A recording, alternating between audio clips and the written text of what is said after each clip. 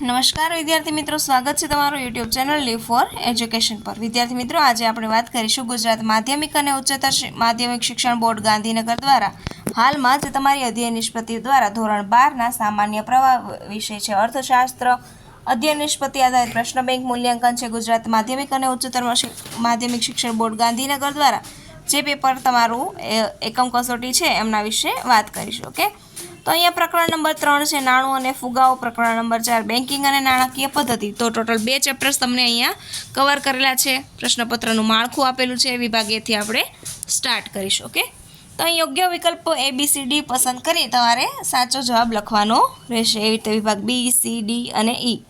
Okay, ABCD E 5 વિભાગ આપેલા છે। વિભાગ A થી સ્ટાર્ટ કરીશું।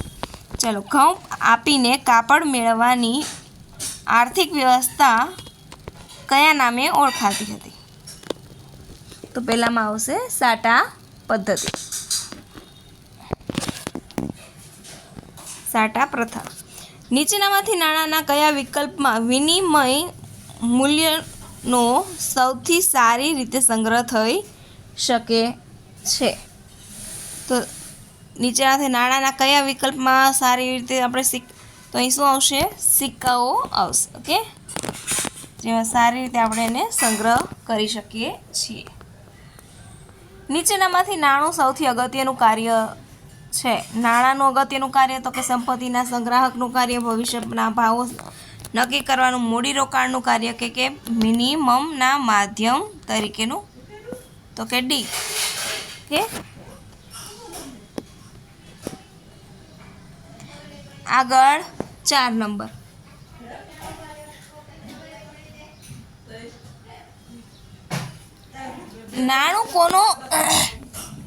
નાણું કોનો તુલનાત્મક અભ્યાસ સરળ બનાવે છે? તો કે ચોથામાં આવશે તમારું નાણું વિનિમયનો અભ્યાસ સરળ બનાવે છે।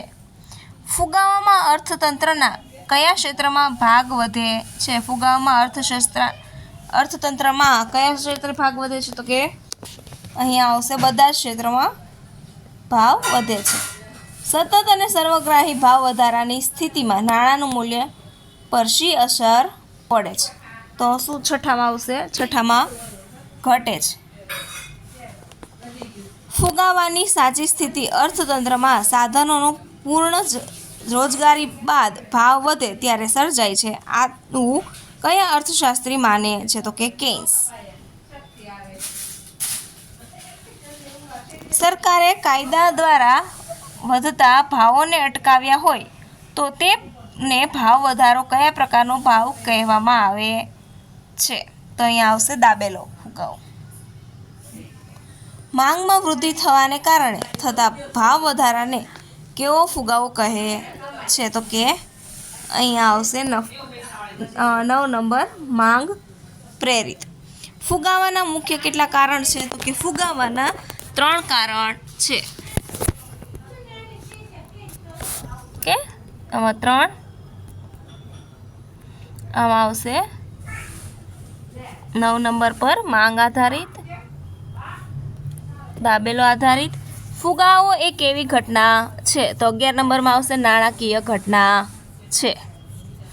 ભારતમાં જરૂરી પેટ્રોલિયમ પેદાશોના કેટલા ટકા પુરવઠો આયાત દ્વારા પૂરો પાડવામાં આવે છે? તો અહીંયા આવશે 40।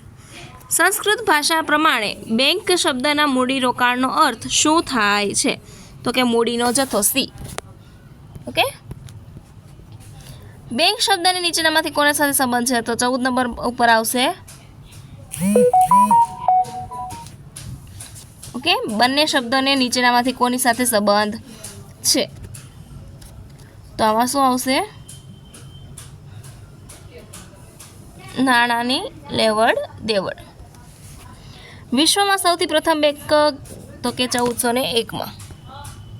વિશ્વમાં સૌ પ્રથમ બેંક કયા દેશમાં સ્થપાઈ હતી? તો કે સ્પેનમાં। સામાન્ય રીતે બેંકો કેટલા પ્રકારની છે? તો કે બે પ્રકારની છે 17 નંબરમાં।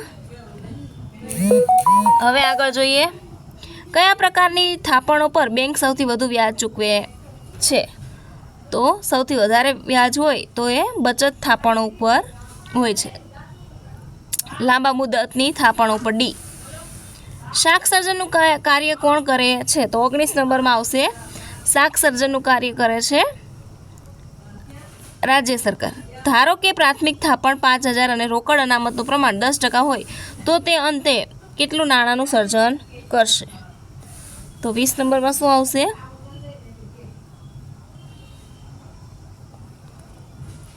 5,000ના 10% એટલે કે 50,000 જેટલા નાણાંનું સર્જન કરશે. વસ્તુ વિનિમય પ્રથાનો અર્થ આ બધા તમારા લેખિતમાં